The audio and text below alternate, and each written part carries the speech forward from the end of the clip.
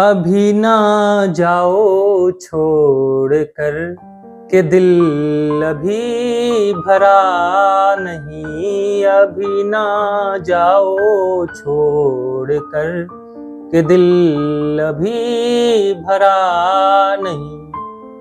वो आवाज जिसने 7 दशकों तक हिंदुस्तान के हर गम को राहत और हर खुशी को एक नया सुर दिया, आज वो आवाज खामोश हो गई है। लेकिन क्या कोई रूहानी आवाज कभी मर सकती है? आज बात करेंगे सुरों की रानी आशा भोसले जी के उस सफर की जो कभी खत्म नहीं होगा। कहानी शुरू होती है साल 1942 की एक सर्द रात से। सांगली का वो छोटा सा घर जहां हंसी ठिठोली हुआ करती थी, वहां अचानक सन्नाटा पसर गया। मास्टर दीनानाथ मंगेशकर दुनिया छोड़ चुके थे। 5 छोटे बच्चे, खाली जेब और भविष्य का गहरा अंधेरा। उस रात 10 साल की नन्ही आशा ने अपनी दीदी लता की आंखों में वो डर देखा था जिसे वो कभी भूल नहीं पाई। अगले ही दिन उन नन्हे कंधों पर परिवार का बोझ आ पड़ा। एक हाथ में अपनी छोटी बहन का हाथ थामे और दूसरे में सुरों की विरासत लिए वो छोटी सी बच्ची कोल्हापुर से बॉम्बे की उस माया नगरी में कदम रखती है जहां बड़े से बड़े कलाकार गुम हो जाते थे। स्टेशन पर उतरते ही भागती हुई भीड़ और ऊंची इमारतों को देखकर आशा ने अपनी दीदी का पल्ला कस के पकड़ लिया। उसे नहीं पता था कि जिस शहर से वो डर रही है, एक दिन वही शहर उसकी आवाज का दीवाना होगा। उसने फिल्मों में छोटे छोटे रोल किए, कोरस में गाया और यहां तक कि वो गाने भी गाए जिन्हें बड़े सिंगर्स मामूली कहकर ठुकरा देते थे। यह एक बच्ची के बचपन के खत्म होने और एक लेजेंड के पैदा होने की कहानी है। एक ऐसी लड़की की कहानी जिसने कभी हार मानना नहीं सीखा और अपनी आवाज को ही अपना मुकद्दर बना लिया। बॉम्बे की चकाचौंध के पीछे एक कड़वा सच था। मंगेशकर परिवार की गाड़ी तो चल पड़ी थी, लेकिन आशा के लिए रास्ता और भी कठिन हो गया था। संगीत की दुनिया में एक ही घर के 2 सूरज नहीं चमक सकते थे, ऐसा उस दौर के पारखियों का मानना था। लता दीदी की आवाज हर फिल्म की पहली पसंद थी। संगीतकार कहते, अगर लता है तो और किसी की क्या जरूरत। ऐसे में आशा के हिस्से क्या आता? वो गाने जो सेकंड लीड के लिए थे, वो गाने जो वैम्प या साइड किरदारों पर फिल्माए जाने थे। लेकिन आशा ने कभी इसे अपनी कमजोरी नहीं बनने दिया। उन्होंने तय किया कि अगर उन्हें किनारे पर खड़ा किया गया है तो वो उस किनारे को ही अपनी मंजिल बना लेंगे। कहते हैं एक दिन रिकॉर्डिंग स्टूडियो में किसी ने उनसे कहा था, तुम तो अपनी दीदी की नकल करती हो। उसे एक जुमले ने 16 साल की उस लड़की की रूह को झकझोर दिया। उसी रात उन्होंने अपनी आवाज के साथ प्रयोग करना शुरू किया। उन्होंने तय किया कि वो अपनी आवाज में वो खनक और वो तड़प पैदा करेंगी जो लता दीदी की सादगी से बिल्कुल अलग होगी। ये सिर्फ एक करियर की शुरुआत नहीं थी, ये अपनी खुद की पहचान की लड़ाई थी। एक ऐसी लड़ाई जिसमें उनके पास खोने के लिए कुछ नहीं था, लेकिन पाने के लिए पूरा आसमान था। कहानी में मोड़ तब आया जब संगीत की दुनिया के सबसे बड़े बागी ओपी नैयर ने आशा का हाथ थामा। नैयर साहब एक ऐसे जिद्दी फनकार थे जिन्होंने उस दौर में कसम खाई थी कि वो लता मंगेशकर के साथ कभी काम नहीं करेंगे। उन्हें एक ऐसी आवाज चाहिए थी जो मिट्टी की सौंधी खुशबू भी दे और जिसमें शहर की आधुनिकता भी हो। 1957 की फिल्म नया दौर ने इतिहास रच दिया जब आशा ने मांग के साथ तुम्हारा और उड़े जब जब जुल्फें तुम्हारी गाया। लोगों को एहसास हुआ कि ये वो पुरानी सहमी हुई लड़की नहीं है, ये एक ऐसी गायिका है जिसकी आवाज में पहाड़ों की ताजगी और मैदान का खुलापन है। नैयर साहब ने आशा जी के गले की उस बेस और खनक को तराशा जिसे अब तक किसी ने पहचाना नहीं था।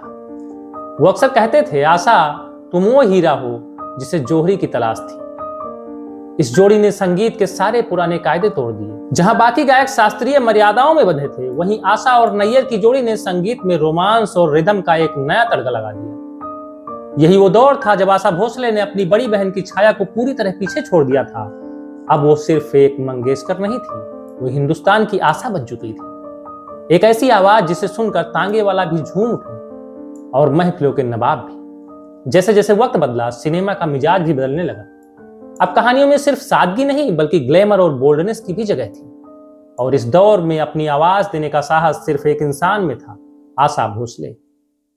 वो दौर था कैबरे का, जब स्क्रीन पर हेलन थिरकती थी तो उन थिरकनों को सुरों में पिरोने का काम आशा जी ने किया। पिया तू अब तो आजा में वो जो सांस लेने की आवाज थी उसने पूरे हिंदुस्तान को चौंका दिया। किसी ने भी सोचा नहीं था कि एक भारतीय गायिका माइक पर इतनी हिम्मत दिखा सकती है। लोग उन्हें कैबरे क्वीन कहने लगे, लेकिन आशा जी सिर्फ वहीं तक सीमित नहीं थी।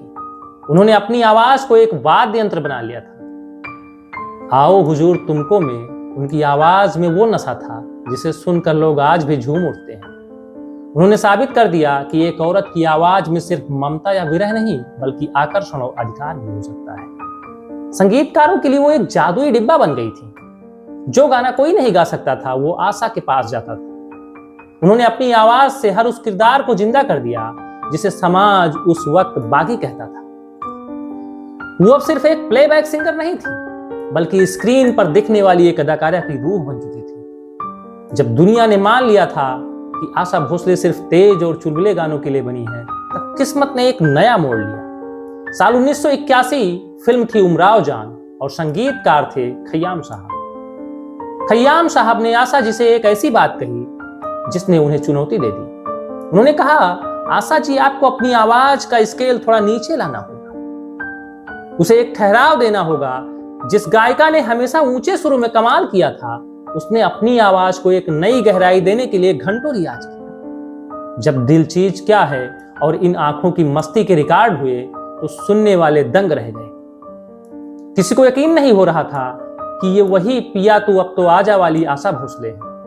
उनकी आवाज में लखनऊ की तहजीब थी, एक तवायफ का दर्द था और एक अधूरी मोहब्बत की दास्तां थी। इस फिल्म में आशा जी को उनका पहला नेशनल अवार्ड दिलाया।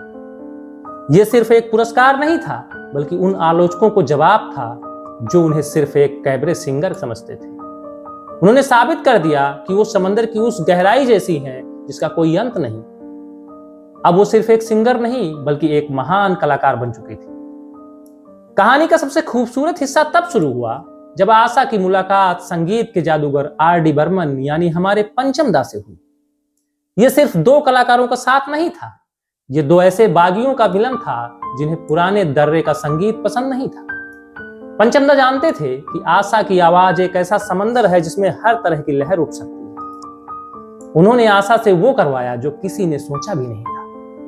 कभी दम मारो दम में हिप्पी कल्चर की रूह फूंकना, तो कभी ओ मेरी जान में सांसों का वो सस्पेंस पैदा करना। पंचम संगीत बनाते थे और आशा उस संगीत में जान डाल देती थी। काम करते करते ये दो रूहें कब एक दूसरे के करीब आ गईं, पता ही नहीं चला। 1980 में दोनों ने हमसफर बनने का फैसला किया। ये रिश्ता सिर्फ प्यार का नहीं बल्कि सुरों के सम्मान का था। पंचम अक्सर कहते थे, अगर आशा ना होती तो मेरे आधे गाने अधूरे रह जाते। लेकिन वक्त हमेशा एक जैसा नहीं रहता।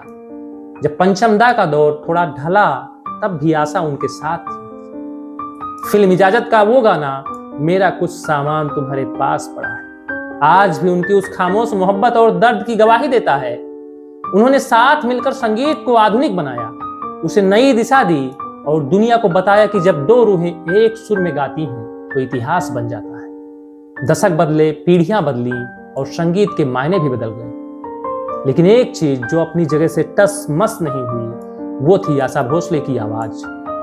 90 के दशक में जब रंगीला आई तो 60 साल की आशा जी ने तन्हा तन्हा गाकर 18 साल की लड़कियों को भी मात दे दी। उन्होंने साबित कर दिया कि आवाज कभी बूढ़ी नहीं होती, सिर्फ मीठी होती जाती है। 12,000 से ज्यादा गाने और अनगिनत भाषाएं।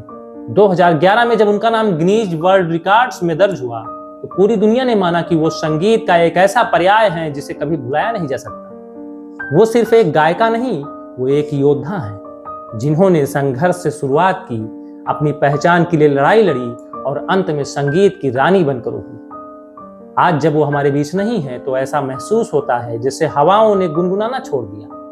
लेकिन क्या वो सच में चली गई? नहीं। जब भी कोई आशिक अपनी महबूबा को याद करेगा, जब भी कोई गमजदा दिल गजल सुनेगा और जब भी कोई महफिल चंचलता से झूम उठेगी, आशा ताई की आवाज वहीं मौजूद होगी। वो चली गई लेकिन अपना कुछ सामान, अपनी ये जादुई आवाज हमारे पास छोड़ गई। संगीत का वो सितारा जो 1933 में सांगली में चमका था, आज आसमान में अमर हो गया है। अलविदा आशा ताई, आपकी आवाज हर धड़कन में जिंदा रहेगी। अगर आपको वीडियो पसंद आया हो तो लाइक करना, चैनल को सब्सक्राइब करना मत भूलिएगा। धन्यवाद दोस्तों, जय हिंद।